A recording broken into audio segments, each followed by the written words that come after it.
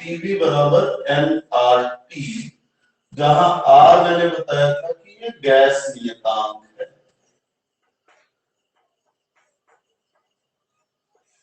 Are के ढेर सारे मान हैं जिनकी गणना की जा सकती है, आप आराम से देख सकते हैं। मैं कुछ मान बता देता हूं आपको। आर का एक मान है 0.0821 एटमॉस्फेयर लीटर पर केल्विन पर मोल। आर का दूसरा मान 8.314 इंटू 10⁻⁷ अर्ग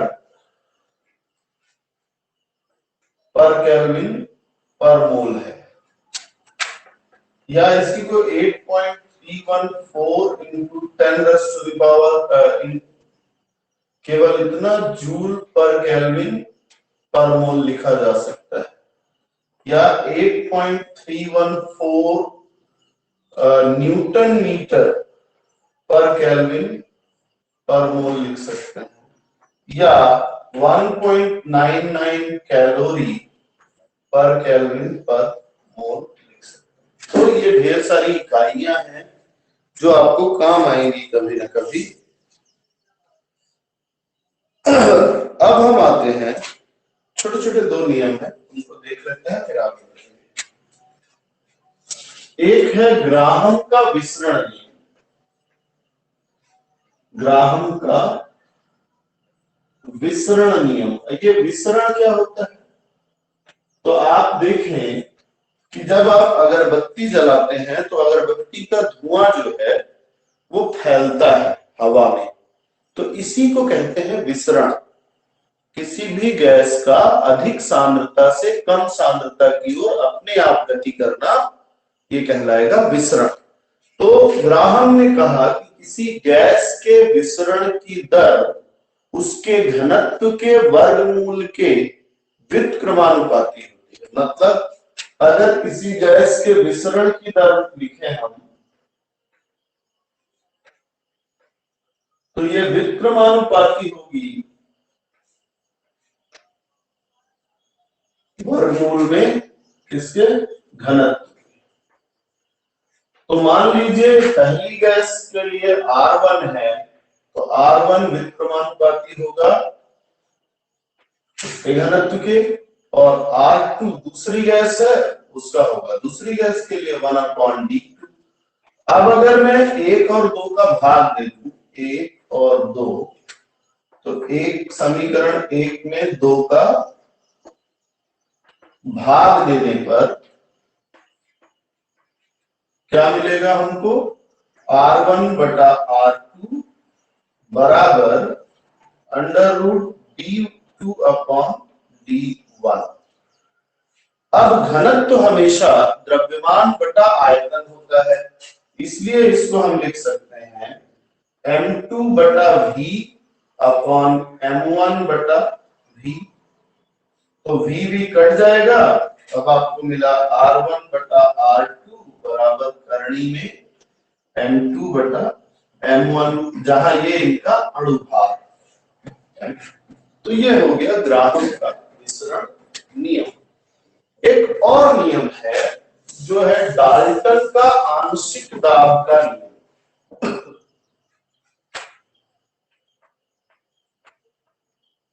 डाल्टन का आंशिक दाब का नियम।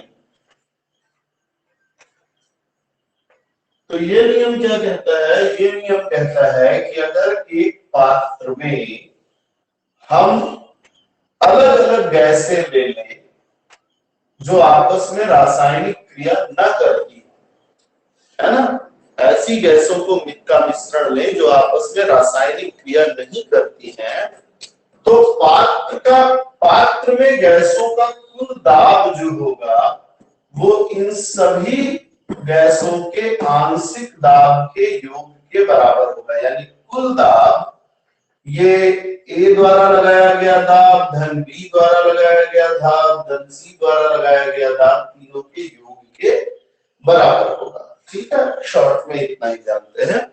नए सिलेबस में शुरुआत जो की गई है वो है अणुगतिक समीकरण से। तो हम यहां से शुरू करते हैं।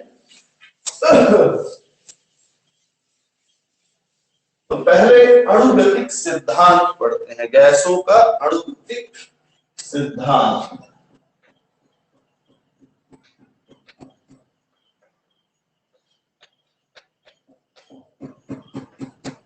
तो अणुगतिक सिद्धांत मैं आपको पढ़ के बता रहा हूं और उसके एक एक पॉइंट को छोटा छोटा एक्सप्लेनेशन के साथ। तो सबसे पहले ये समझें कि सभी गैसें अत्यंत सूक्ष्म कणों से बनी होती हैं, जिनको हम गैस के अणु कहते हैं। दूसरा, गैस के एक अणु का आयतन या गैस के अणुओं का आयतन जो होता है वो गैस द्वारा घेरे गए कुल आयतन की तुलना में नगण्य होता है। मतलब क्या है, गैस पूरे कमरे का आयतन घेर लेती है, तो गैस द्वारा घेरा गया आयतन बराबर कमरे का आयतन। लेकिन अगर इसी गैस में सिर्फ परमाणुओं के आयतन को लिया जाए तो वो बहुत कम होगा। तो इसलिए यह माना गया इस सिद्धांत में कि गैस के अणुओं का आयतन गैस द्वारा घेरे गए कुल आयतन की तुलना में नगण्य होता है। नेक्स्ट चीज ये है कि गैस के अणु लगातार हर दिशा में तेजी से गति करते रहते हैं और ऐसा करते समय वो पात्र की दीवार से टकराते हैं और इस टकराहट के कारण ही दाब उत्पन्न होता है। मतलब गैस के अणुओं द्वारा उत्पन्न दाब गैस के अणुओं के पात्र की दीवार से टकराने से उत्पन्न होता है। नेक्स्ट ये है कि गैस के अणु लगातार सीधी रेखा में गति करते हैं जब तक कि वो किसी दूसरे अणु से न टकरा जाए या पात्र की दीवार से न टकराए। बिना टकराए वो सीधी रेखा में चलते रहते हैं। अगली चीज ये है कि गैस के अणुओं पर गुरुत्वाकर्षण का प्रभाव नगण्य होता है। अगली चीज है कि किसी गैस के अणुओं के मध्य जो आकर्षण बल होता है वो नगण्य होता है। तो ये माना गया कि गैस के अणुओं के बीच आकर्षण बल नगण्य होता है। और आखिरी बात, किसी भी गैस के अणुओं की गतिज ऊर्जा उसके परम ताप के समानुपाती होती है, यानी तापमान बढ़ाने पर अणुओं की गतिज ऊर्जा में वृद्धि होती है। ठीक है, तो अब हम निकालेंगे कि गैसों के गतिज समीकरण की शुरुआत, अणुगतिक समीकरण की व्युत्पत्ति। ये बहुत महत्वपूर्ण है।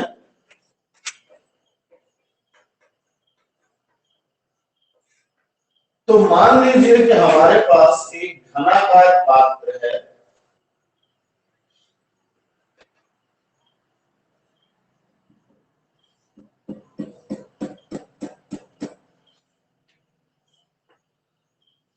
जिसमें हमने 1 मोल आदर्श गैस भरी हुई है। ये इसकी एक दीवार है जो मैं शेड कर रहा हूं, ये इसकी दूसरी दीवार है। अभी 2 दीवार की बात करते हैं, ठीक है ना। अब मान लो इसकी लंबाई L है, पात्र की लंबाई L है। तो हमारे पास क्या क्या है? सबसे पहली बात, पात्र के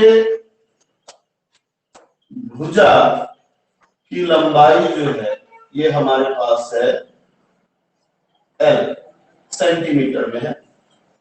दूसरी चीज, पात्र में जो अणु है वो सीधी रेखा में गति करता है। तो यहां 3 सीधी रेखा में गति हो सकती है, या तो x अक्ष पे गति करेगा, या y अक्ष पे गति करेगा, या z अक्ष पे गति करेगा। ठीक बात है। तो ऐसे में मान लो कि कुल अणुओं की संख्या, कुल मोल, गैसों के मोल मान लो n मोल है, तो किसी एक अक्ष पर यानी दो दीवारों के बीच ऐसे गति करने वाले कितने अणु होंगे? अक्ष पर गति करने वाले अणु होंगे हमारे पास n/3। ठीक है, n/3। अब हम ये जाने कि मान लो हमारा अणु यहां से चलना शुरू करता है, इस दीवार से टकराया, चलना शुरू किया, L दूरी तय किया, इस दीवार से टकराया, फिर वापस आएगा तो ये फिर से यहां पे टकराएगा L दूरी तय करके। मतलब अगर उसको दोबारा उसी दीवार से टकराना है, इस दीवार से टकराना है, तो पहले उसको जाना पड़ेगा L दूरी तक और फिर वापस आना पड़ेगा। मतलब 2L दूरी तय करनी पड़ेगी प्रत्येक टक्कर के लिए, उसको 2L दूरी तय करनी पड़ेगी। ठीक है, और नेक्स्ट चीज ये है कि मान लो टकराने से पहले संवेग, टकराने के पूर्व मान लो हमारा वेग जो है वो है u, तो टकराने के बाद क्या हो जाएगा?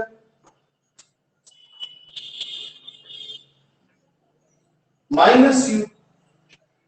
वेग में कोई अंतर नहीं है, दिशा बदल गई है, इसलिए माइनस लिख दिया हमने। तो ऐसे में टकराने के पूर्व वेग की जगह अगर मैं संवेग लिख दूं तो ये हो जाएगा u की जगह mu और ये हो जाएगा -mu। तो इसका मतलब ये हुआ टक्कर में संवेग में परिवर्तन कितना हुआ? संवेग परिवर्तन, तो संवेग परिवर्तन पहले का परिवर्तन, पहले क्या था u माइनस, बाद में क्या हुआ माइनस, माइनस माइनस प्लस हो गया, ये आ गया 2mu। ये एक अणु जब गति कर रहा है तो एक अणु में कितना संवेग परिवर्तन हुआ? तो एक अणु के संवेग का परिवर्तन ये है। तो गति करने वाले एक अक्ष पर गति करने वाले सभी अणुओं का संवेग परिवर्तन कितना होगा?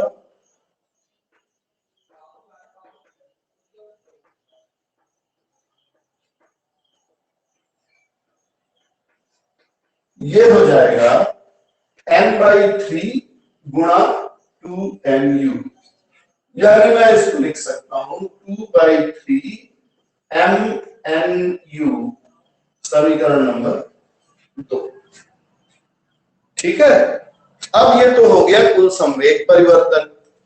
अब बारी आती है कि हमारा जो अणु है वो 1 सेकेंड में कितनी दूरी चल रहा है, तो उसका वेग v है, u है, सॉरी।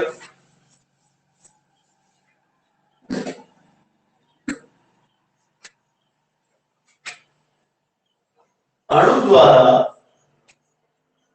1 सेकेंड में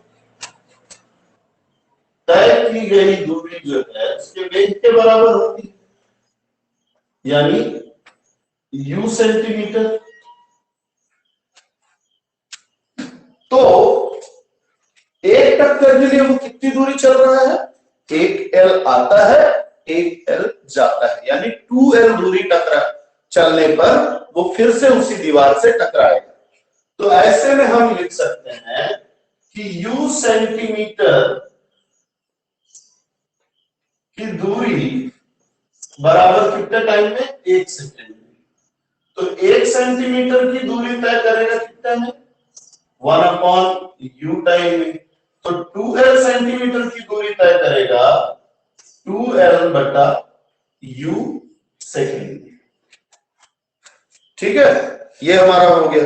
अब ये तो एक टक्कर के लिए लगने वाला टाइम हुआ कि 2L/u सेकेंड में एक टक्कर होगी। तो ऐसे में हम लिख सकते हैं 2L/u सेकेंड में एक टक्कर। तो 1 सेकेंड में कितनी टक्कर होगी? ये हो जाएगा 1/2L/u या u/2L टक्कर। ये हमारा समीकरण नंबर 4। अब देखो हमारे पास है एक टक्कर में सभी अणुओं में संवेग परिवर्तन कितना होता है? एक टक्कर। तो इतने बार टकराएगा तो संवेग परिवर्तन कितना होगा? तो कुल संवेग परिवर्तन यानी प्रति सेकेंड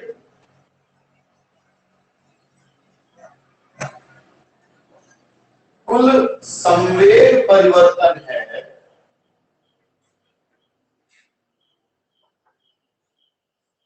2/3 MNU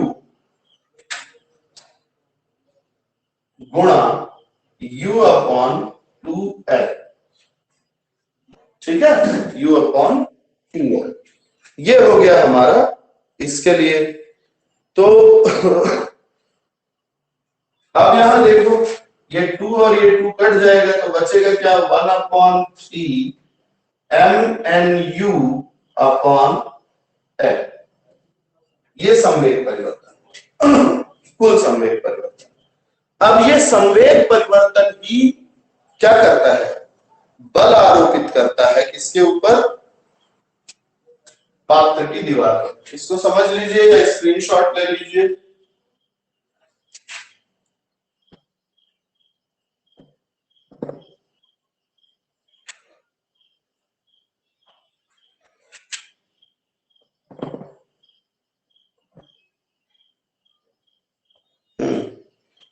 इसके बाद मैं इसी में आगे बढ़ रहा हूं।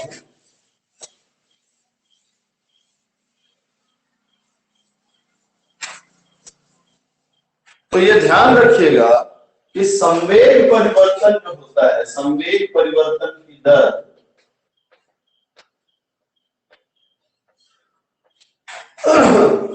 ये किसके बराबर होता है? बल के बराबर। संवेग परिवर्तन की दर बराबर होता है बल। बल यानी फोर्स। तो F बराबर हो गया 1/3 MNU/L। अब दाब बराबर क्या होता है? दाब बराबर होता है बल बटा आयतन, बल बटा क्षेत्रफल, सॉरी। ठीक है, दाब बराबर होता है बल बटा क्षेत्रफल। तो हम लिख सकते हैं P बराबर F बटा क्षेत्रफल मतलब L²। तो P बराबर आ जाएगा, F का मान रखें 1/3 MNU/L²।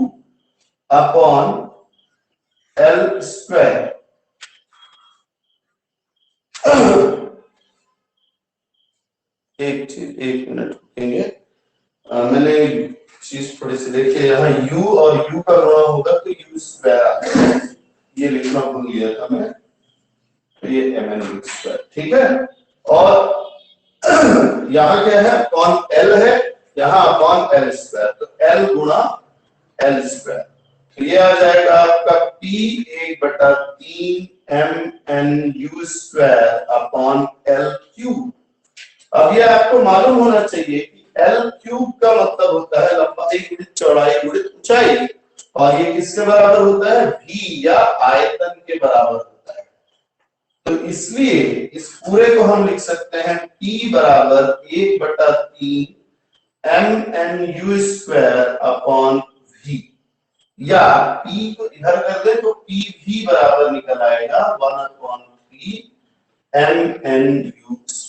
यही आपका अभीष्ट समीकरण है, जिसको हम क्या नाम देते हैं? जो कहलाता है आपका अणुगतिक समीकरण। तो ये बहुत महत्वपूर्ण समीकरण है, अणुगतिक समीकरण। क्यों? क्योंकि पिछले साल पेपर में आया था, अणुगतिक समीकरण की सहायता से